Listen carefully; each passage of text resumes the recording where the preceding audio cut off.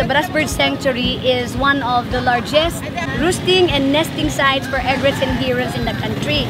And number 7, important wetland site in the country too. Ito yung 2.5 hectares na bird preserve, cageless. We don't feed them. They hunt for their own food. It's like yun na yung kanilang permanent residence.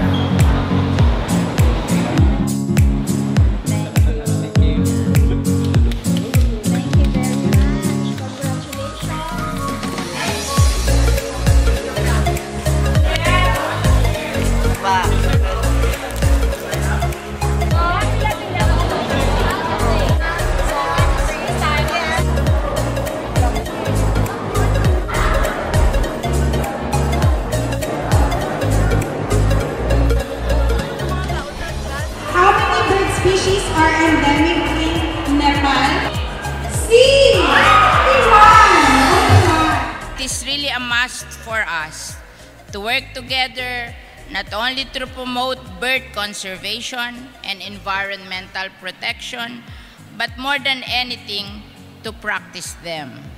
We must celebrate our blessings. Birds are blessing, and the best way of celebrating them is by caring for them. DOT lauds the holding of the annual Philippine Bird Festival organized by the Wild Bird Club of the Philippines, as it is a perfect platform not only to promote bird watching in the country, but more importantly, to help strengthen the advocacy for environmental preservation and conservation.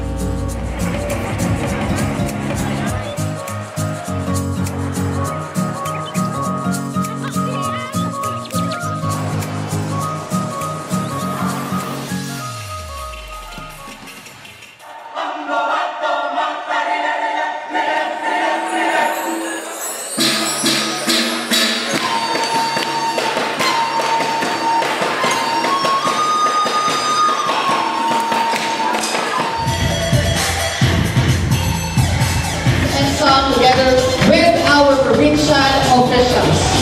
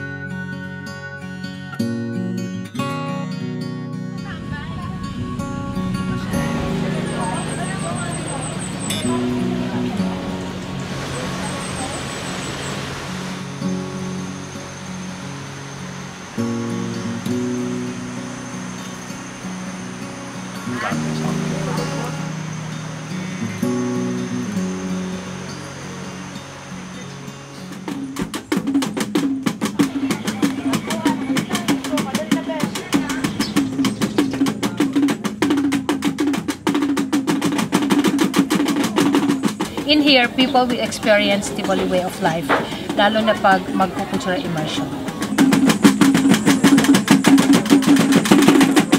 Yung mga research and documentation dito nababagsak yun. So ang tourism mismo dito na din nire-recommend.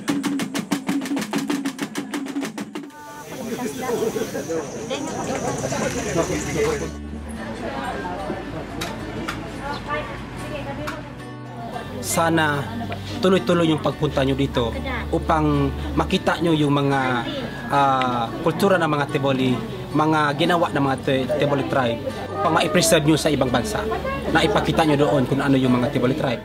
I think they can employ me. Can you employ me? I told her about it.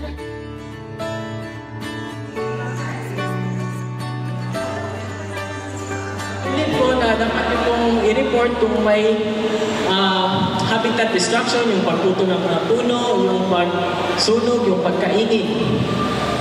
Yung natutunan ko is kung paano pahalagahan yung mga ibon kasi napakalaking parte nila sa ecosystem ng ating bansa and sa buong mundo. Encourage din yung iba kung paano magtanim tayo ng mga puno para mapadami natin yung mga iba't ibang species at turuan din natin yung iba kung ano ba ang iba't ibang uri ng mga ibon dito sa atin. Tacurong, I would say, it's already a great place. You have a lot of visitors and they are increasing. You have a lot of birds and they are increasing. We're really now only discovering places in Region 12 that are really unique, and they might actually be best places for bird watching in Mindanao if we discover them further. So it's really exciting time for the region. So please promote the birdwatching tourism and protect these forests.